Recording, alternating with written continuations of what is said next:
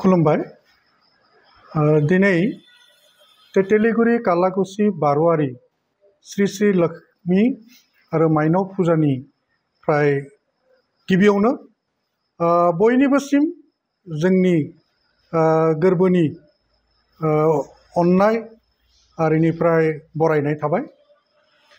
बे खेबाव तेतेलिगुरि कालाकुसि बारुवारि लक्ष्मी फुजाया 80थि बोसोराव हाबबाय आरो बे बोसोराव जोङो 9 साननि थाखाय बे फुजाखौ फालिनो लादों आरो बेहाय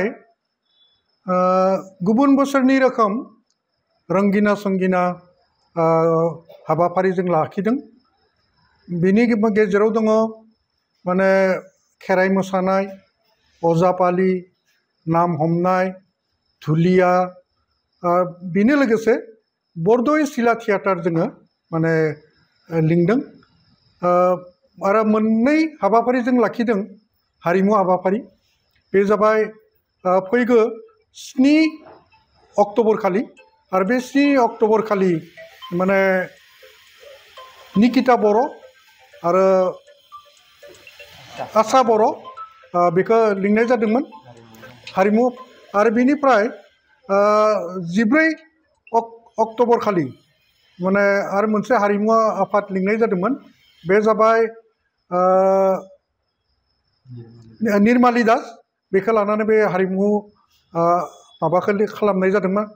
नाथाय दुखुनांथावना बाथ्राया जाबाय मा, बावैसो जोंनि बयबो मोजां मोननाय अनजालु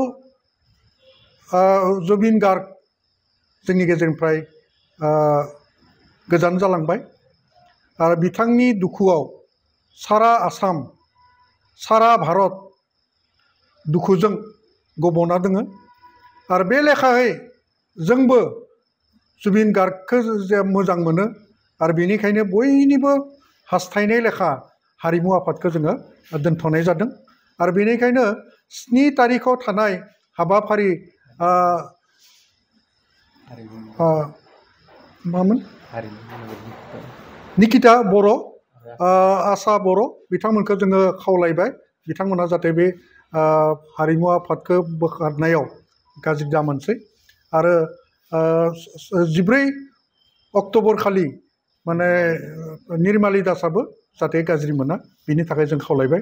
बिनि लोगोसे जोंनि बेहाय माने बानिज्य मेला आरो गुबुन मिना बाजार बायदिसिनाफोरा थागोन आरो गासैबो रायजो राजाखौ बेहाय बाहागो लानो थाखाय खावलायनाय थाबाय। जोङो जुबिन गार्गनि हाबाफारि लानाय जादों। बिथांखौ गोसोखांनानै जोङो सावरायमेल मोनसे लानाय जादों आरो बे सावरायमेलाव गाहायै जोङो खगेन गगৈ होनना बुंनाय बिथांखौ जों लिंदों। मानो होनबा खगेन गगैया जुबिन गार्गखौ गोबां माने रोजाबनाय मेथाइ दामनाय बेफोराव फोरोंदोंमोन आरो बिथांनिफ्राय जोङो जुबिन गार्गनि सोमोन्दै जों मिथिनो मोनगोन।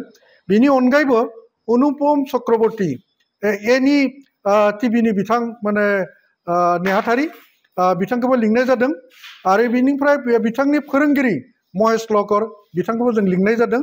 आरो बिनि अनगायैबो सासे जुबिन गार्गजों माने फरायनाय फरायसा लोगो मुनिन दास बिथांखौबो लिंनाय जादों। आरो बिनि अनगायैबो 14 अक्ट'बराव माने बे लांदां जानाय जायगाखौ सुफुंनो थाखाय मोनसे बर' नायजाब आफाद माने लानाय जादों आरो बे जाबाय बर'मानि सना माइनाव दोलो। गतिके बेखौ रायजो राजाखौ जों खावलायो बयबो लैहोर लैहोर फैनानै बे हाबाफारिफोराव बाहागो लागोन आरो माने लोक्षि फुजा एबा माइनाव फुजाखौ जाफुंसार होगोन होननानै जों आसा खालामो।